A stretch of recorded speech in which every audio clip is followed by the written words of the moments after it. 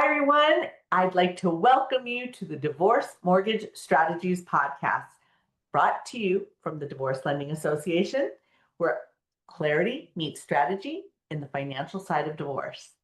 I'm Amy Valdivia, and I'm your host today. I'm so honored because this is going to be a great interview.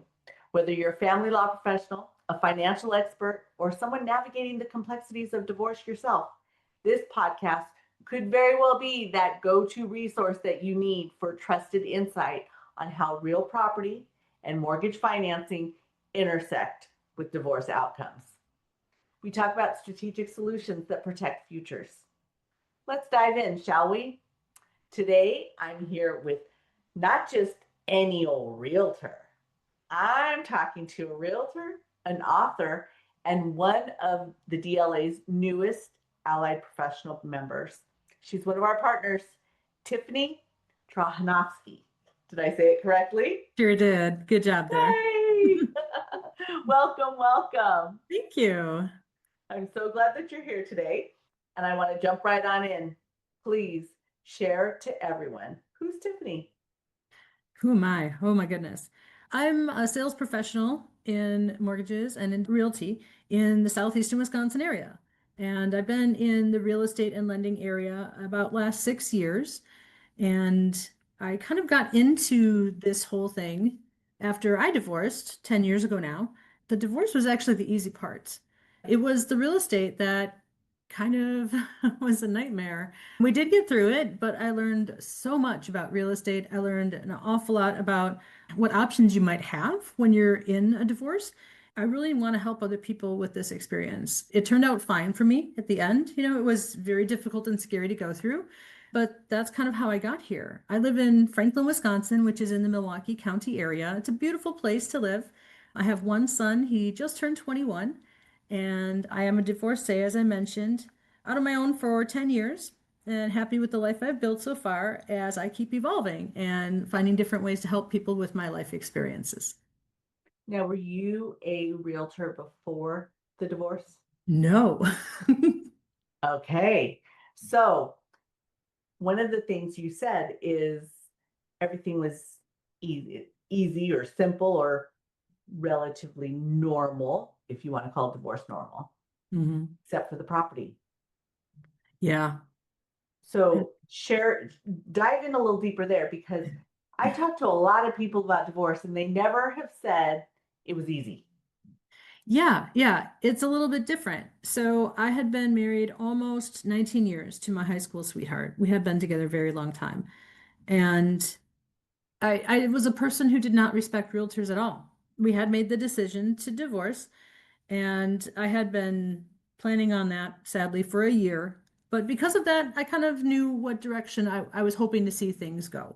If we were going to have to cross that path, I had a plan. It worked out. And we did decide to list our house after I suggested to my then husband that, we weren't really heading down the same path, essentially. And he agreed, and we decided mutually that we were not going to have representation with attorneys. And I think that would be perceived by many people as very risky. But Right. I also had the perception of knowing this person since we were children. And I thought for each of us that our best interest was to try to maximize the nest egg we had with the family home and the savings that we had towards retirement. And if we could agree upon most things, maybe we could not have the expense of attorneys and the timeline that attorneys might require during that type of process. So I was lucky in that he did agree to go pro se, and we filed on our own. And it was the house that didn't sell the day of closing that really caused a lot of chaos in our lives. So what happened is we did hire a realtor to list our house, and we had a buyer, and it was under contract. But that realtor asked me on the day of closing if I would show the buyer through the house for the final walkthrough. And I didn't know any better at the time because I wasn't a realtor. I was in sales leadership. And I was like, sure, because I was really happy to be moving forward in my life. Even though it was not happy, it was a beautiful home, but like I was also seeing some benefit towards the divorce from my perspective. And I'm a talky person. And I didn't realize the risk I had as the seller walking the buyer through my property. Um, In hindsight, it absolutely should have been the buyer's agent, not me and not my listing agent doing that final walkthrough. So I said yes, and I walked the buyers around the property. And they were first-time home buyers, and they did not do any due diligence in terms of looking into future plans for roadways. And that property had, let's see, it's a federal highway. Yeah, it's a federal highway on one slice of it. And on another slice, it had a City of Franklin road. And both roads had been talked about, improved or changed or things like that, different developments going on for a long time, but nothing was ever budgeted. They didn't have a date put out there. So the initial meetings they talked about were in 2012. And as I was walking the buyer around the property, they said, "Hey, is that giant willow tree ours?" And I said, "Oh, you mean that dead tree that's going to cost a lot of money to take down?" "No, that's on the right of way for the county highway, and you should be grateful for that because that's going to be a lot of money to take down. That's why we never did. And it's technically not on our land." And the buyer was really confused. They're like, "What do you mean?" I'm like, "Well, there's right of way, there's easements. You don't own the land up to where the road starts. You own it like 10 feet back." They didn't, their realtor had not discussed this with them. They didn't talk to the city to understand what the lot lines were or anything. And it was not a square lot. I think it was 6 or 7 sided. So it was a different kind of lot too. Um, and then conversely, on the front of the house, the buyer didn't want that roadway width changed from where the front of the house was. He had a preference in mind, even though he had no idea that his preference had no bearing on the situation, that those roads were going to be determined by two different governing bodies. And as I tried to explain to him that, and that, we were past the time that he could have gone to the city of Franklin to find out what the plans look like and why we were talking about these things, and see that they weren't budgeted for any time. He did not tell me at the time, but we all went to the closing table and they decided they weren't going to buy the house. Yeah, it was, because of what you guys talked about during the walkthrough. well, they said it was their realtor's opinion that I didn't mark the seller condition reports in a manner that they thought it should have been marked. They said I should have marked that I was aware of public works projects. And this was in 2015. And I said, they were talked about this a couple of years ago, but I did check before I listed the house, and they don't have any dates of when these projects are going to be, and they don't have any funding for them. So I said, I can't be accountable to future projects that may never happen. What if you bought the house and lived here one year and the stuff still didn't happen? Like, that was my perspective on it. I called the person at the Department of Transportation for Wisconsin, and this person, who is not a licensed realtor, told me I should have checked that box for public utility projects. And I was like, you don't have the right to do that. And you can't guide like the buyer, like the real estate transaction is going sideways now. And it put me into an emotional, gosh, I don't even know how to say it. It was absolute chaos because my freedom was completely ripped out from underneath me, and I had to collect my goods that had been put into a house I was planning on purchasing. And my ex-husband had to find the semi truck where all of his contents were. We don't Oh, even know where that was for a few days because we both had other houses we were going to buy. We lost those other houses and had to spend the night next to each other on the floor of our house without any furnishings, without any food, without any clothes, without even a spoon to have dinner with. It was wow. unreal. Talk about an odd way to divorce. Yeah. Let me jump back a couple steps. You talk about the fact that prior to moving forward, it was a plan. There was a plan, and you purposely chose to self-represent because you wanted to save money. Yep. Many times divorce, when I'm talking to divorcing homeowners especially, we talk about the emotion that's Oh. tied to divorce. And so many of the decisions that are made are tied to those emotions. And then you hear, once you get through the emotions, now is the appropriate time to make the business decision. Mm-hmm. You walked into your divorce really eyes wide open, having that in mind. Yeah. So then you chose, okay, well, we do need one professional, we need a realtor. Hmm. And you did your homework. So talk about that part. Talk about doing your homework and the business side of the divorce as opposed to the emotion. So in my head, because I felt that I needed to make a change in my marital situation, I had gone on to the state website and the county website and downloaded the paperwork that would be required. And I did go see an attorney for like a free consultation to understand what I should be thinking of. After I'd completed these papers and I sat on them for a year, but I looked up retirement savings and what our expenses were and what our assets were, and I kind of had it all ready to go. So my thought was, once I consult an attorney and she said, that's all cool, but you shouldn't. I was like, I just want out. He can have everything. I don't care. And she's like, yes, but you have to think of your son. You can't just move out and not have a bed, not have a kitchen table, not have a couch to sit on. Think of how awkward and weird that would be for your son. It just, you have to think like in that. She's like, I know you want out, but let's find out how one can take the bedroom set and one can take the living room set, so you don't have to purchase as much, but at least there's some continuation from your previous life for Right. your child, and that was super valuable. He and I were both kind of like, you know what, we really don't care about some of these details. We didn't want to take advantage of each other. Neither one of us was coming at it from a place of being mean. We were both not terribly happy. We weren't happy about this decision either, but felt it was best for our son. So we called a realtor who had, how did we know Steve?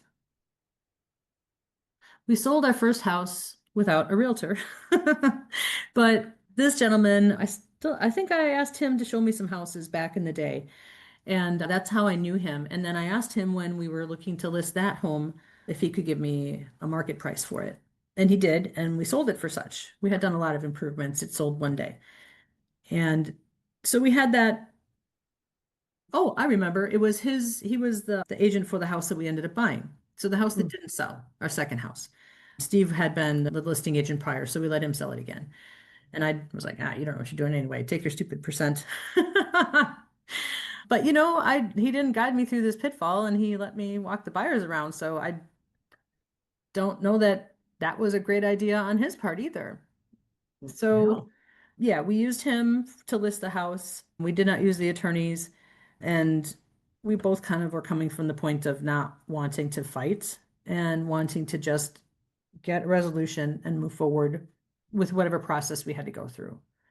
I think I lost your question there. Did I answer it? Well, yeah, you actually are. You the homework and what you did to prepare for the business side of divorce. It wasn't about the emotion. You were very pragmatic about this. Well, our marriage was such that I handled certain things like our investments for retirement, our insurance for the house, the 401k type of things. My ex is in the car business, so he handled the cars, the insurance on the cars, the licensing, the plate renewals. And we also had 5 vehicles at the time. So it was very easy for me because I was already handling the paperwork on those bigger, longer life decisions, and I was managing those things. And he was already handling the car things. So I just had to kind of put a value on the vehicles. And we both very quickly said it, my extra car got to go right away. I'm like, darn it. But I kind of knew that was happening anyway. And all he wanted was to keep his two classic cars. If they make you happy, keep the cars. I didn't care. I didn't care what the value was. It wasn't a point to fight over. And I was able to show him, look, here's what we all have for retirement, and here's what we have for the value of the house, and here's what I put for the value of the cars. Would you agree with these numbers based on, I had the statements and stuff for the investment kind of thing. And he was like, yeah, couldn't I just keep the cars? Like, did he have to sell the two classic cars? And I'm like, no, you can keep them as long as you want, and you keep your daily driver. I only need one car. I don't have to have a winter car. That was his mandate because he's a car guy. So that was fine. I didn't, we didn't want to put each other in such a way that it was going to ruin either one of us. And I'm so grateful for that. think it's probably the best thing that ever happened to me, really, that we could navigate that kindly. And that really, I hear people again, as I'm interviewing individuals, they have to therapize themselves through. And many times they become coaches and they become this and that and other types of professionals in the divorce arena because it's almost like their self-help Yeah. to get through. And you're fortunate that you did not have to therapize through your profession, and lo and behold, look at what comes out of it. Selling options during divorce because you had to research it yourself and you had to learn and you received a hard knock in life about just when you walked those buyers through your home, and you went Mhm. through the actual step. So I just basically said why I believe this came about. Tell me your perception and your story behind this. Sure. What Well, happened? the next step is we had to figure out what was gonna happen that night where the house didn't sell. And we literally sat there and looked at each other and said, well, now what? And he wanted to keep the house if there was any way he could afford it. And we didn't think that that was something he could afford. I would love to have kept the house, but I knew it would be a struggle and I didn't want that struggle. I had literally envisioned the condo I'm in right now years before I bought it. I had a friend who lived in this complex. It's a quarter mile from the house. And it's crazy. It's like I kind of almost knew what was coming to me. Like it looked exactly like I pictured it when I first bought it. Wow. Um, so he's like, if there's any way we could figure out for me to keep the house, if I would qualify for it, if I could, if it wouldn't be too much of a burden, I would love to have that so our son can have this house for parties or have a place where he can have friends over, just more of a solid, like a house. I mean, a condo is still a house, right? But, just the land around it and like a settled place. And we threw many parties there. It's a beautiful home. And I was like, I don't want to see you have to not have it either. I would love this for our son. So we had to look at things, look at our options, right? Divorce mortgage planning right there and Yeah. figure out what you had to do. So the interesting thing is that we did have the house under contract and then we put it back on the market to see if we could sell it quick. And we did get another offer, but it wasn't quite the same. And then we said, okay, let's see if you're in a position to buy it out. So we had it appraised for him to buy me out, and the house came back $30,000 under the previous purchase price and the previous appraisal. And then we're like, what? What is going on? So this is ironic too. Like that summer was just incredible. It was the day of the divorce, which was the day before our 20th anniversary. And we went down to the Wow. courthouse together, dressed real nice. And we stood there waiting, not really nervous about this because we knew this was cool, but the reappraisal that we had to pay for was happening right after our divorce hearing. So we had to tell the judge, she's like, has anything changed since you submitted your documents? I'm like, yes, judge, the house didn't sell. We've now decided that he'd like to buy me out of the house and we've agreed upon this price and he'll quit claim me off of the house so he owns it in full. And that's how we'd like to proceed. She asked if we both agreed with that, and we said yes. Do we have to file something and then come back again for that to be approved? She said, no, I'll bring it into the court record right now if you both give me verbal agreement. We're both like, yeah, we're good. Because we just wanted to book it back to the house Right? and try to butter up the appraiser because we couldn't understand how the house came back with such a different value. Right. Maybe it was because it has two garages. It was difficult to find comparables to it and the odd shaped lot. And the build year, it had a lot of nice improvements that people couldn't find comps to quantify the value.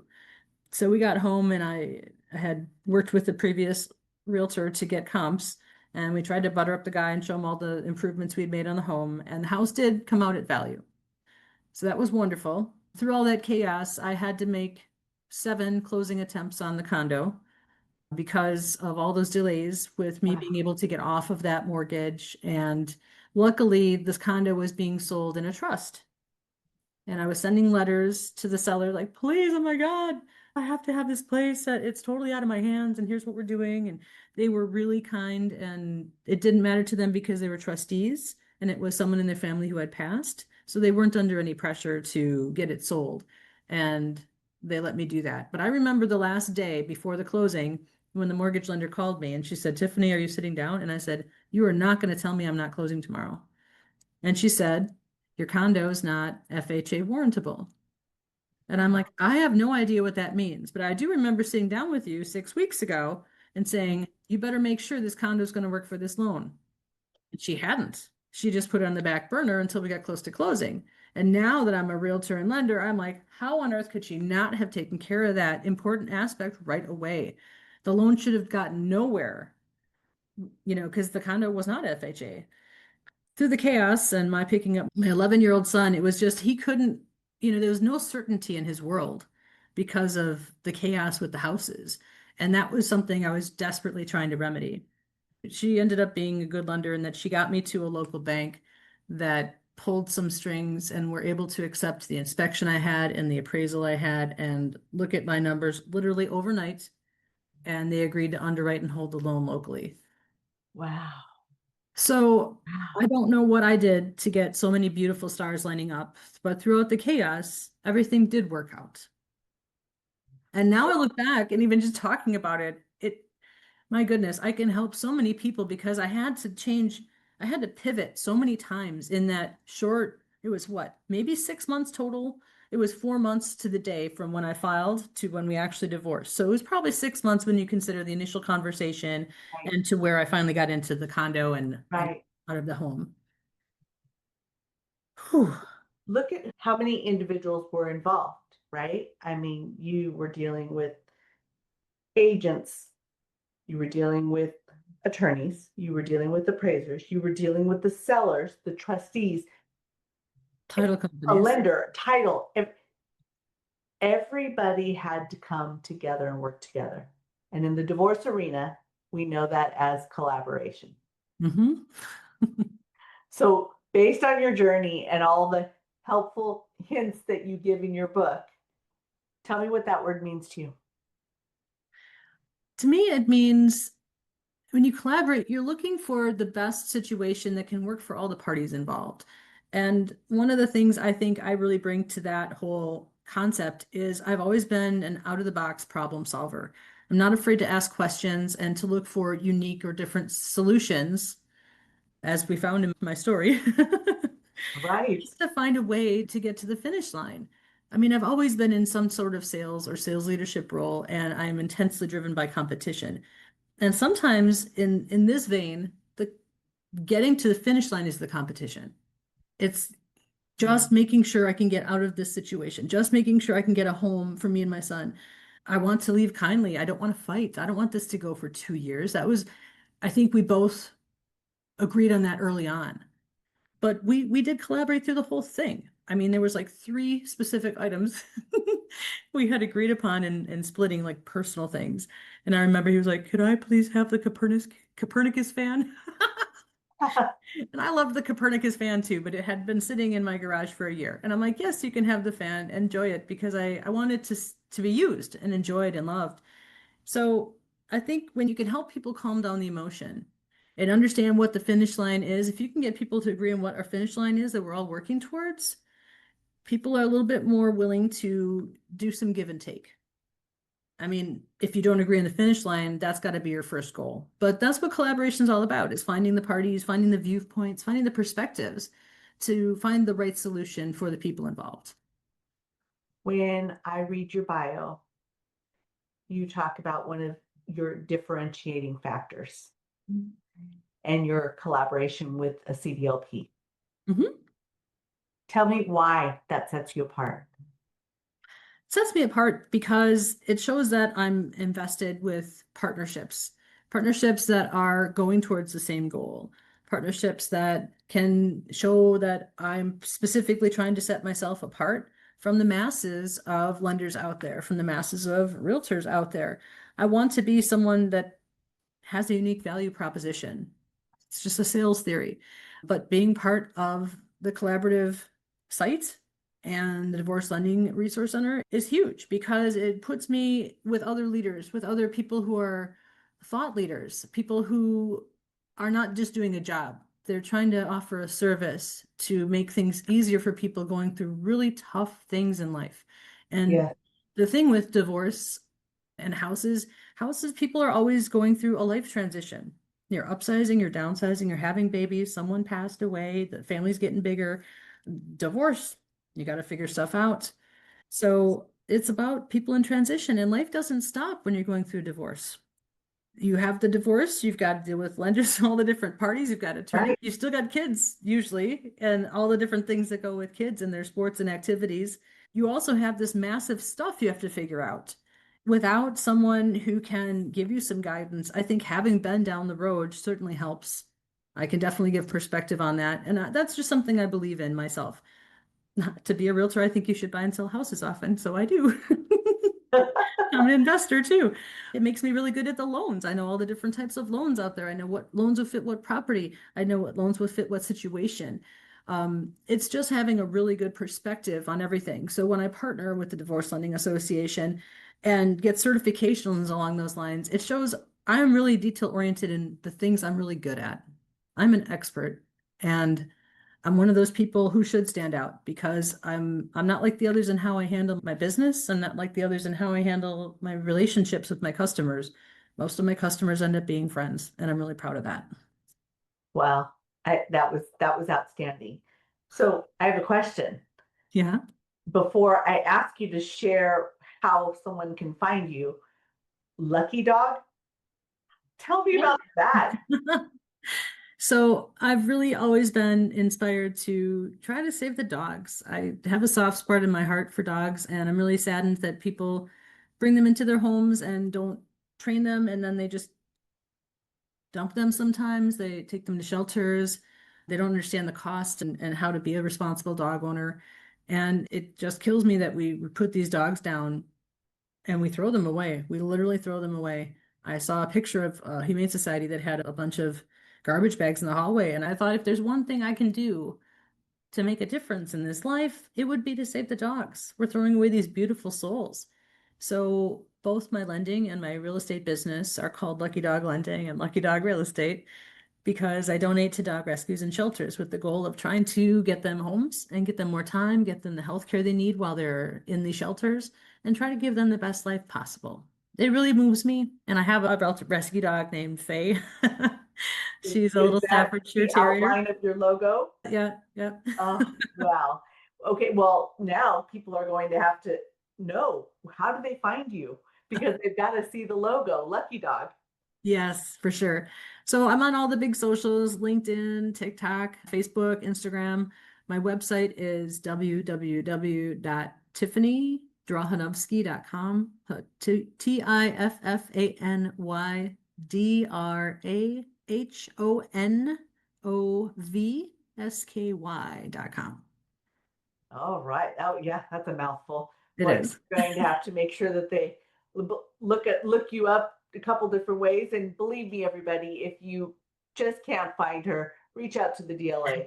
We'll get you in contact with Tiffany because I stumbled across her last name multiple times, and I wanted to make sure that we had the name spelled correctly and we all knew how to pronounce it appropriately.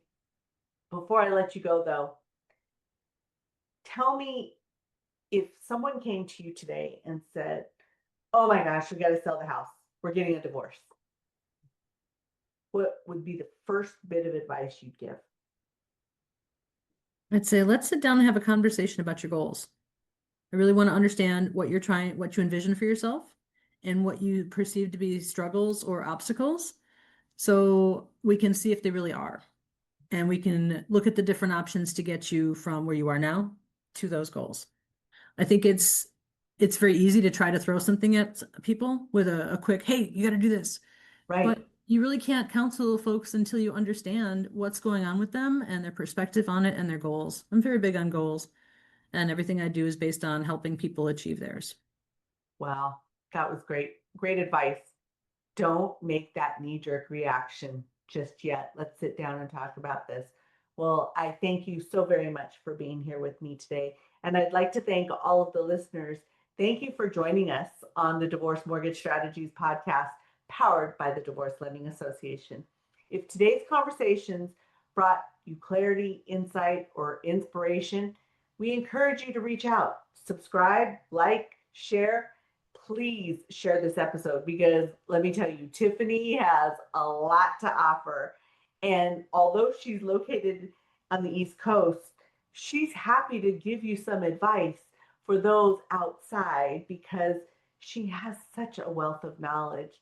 For more resources or to connect with the CDLP in your area, please visit thedivorcelendingassociation.com. Until next time, remember, in divorce, the mortgage isn't the problem, it's the plan. Thank you so very much. Thanks, Amy.